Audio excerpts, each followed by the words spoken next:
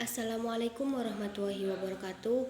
Perkenalkan, nama saya Azella Salsabila Nur Afia, NPM 719212795.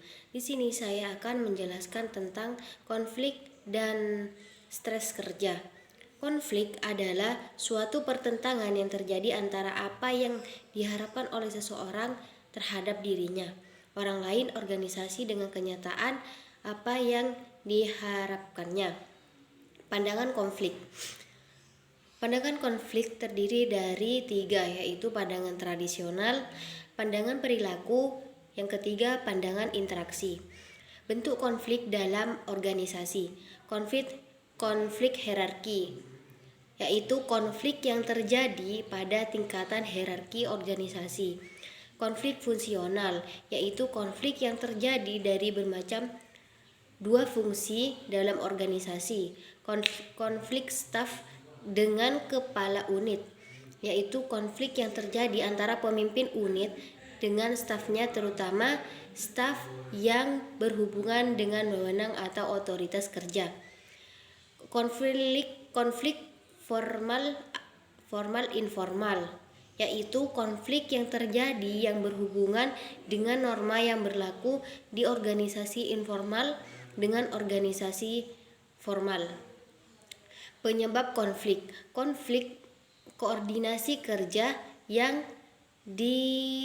tidak dilakukan, ketergantungan dalam pelaksanaan tugas yang tidak jelas atau tidak deskripsi jabatan, perbedaan dalam orientasi kerja, perbedaan dalam memahami tujuan organisasi, perbedaan persepsi, sistem kompensasi insentif atau reward. Yang terakhir, strategi pemotivasian yang tidak tepat. Mengatasi konflik. Yang pertama, memecahkan masalah, tujuan tingkat tinggi, pemerluasan sumber, menghindari konflik, melicinkan konflik, kompromi, pemerintah dari wewenang, mengubah variabel manusia, mengubah variabel struktural, dan mengidentifikasi musuh bersama. Stres kerja. Perasaan tertekan yang dialami karyawan dalam menghadapi pekerjaan. Stres kerja ini tampak dari simptom emosi tidak stabil, perasaan tidak tenang, suka menyindir, sulit tidur, merokok yang berlebihan, tidak bisa rileks, cemas, tegang, gugup, tekanan darah meningkat, dan mengalami gangguan pencernaan.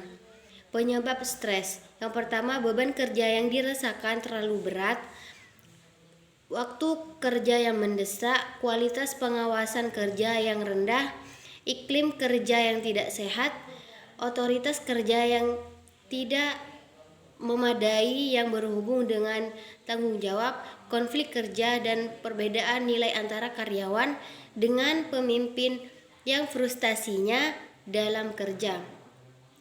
Pendekatan stres kerja ada 4, yaitu dukungan sosial, meditasi, biofeedback, dan program kesehatan pribadi.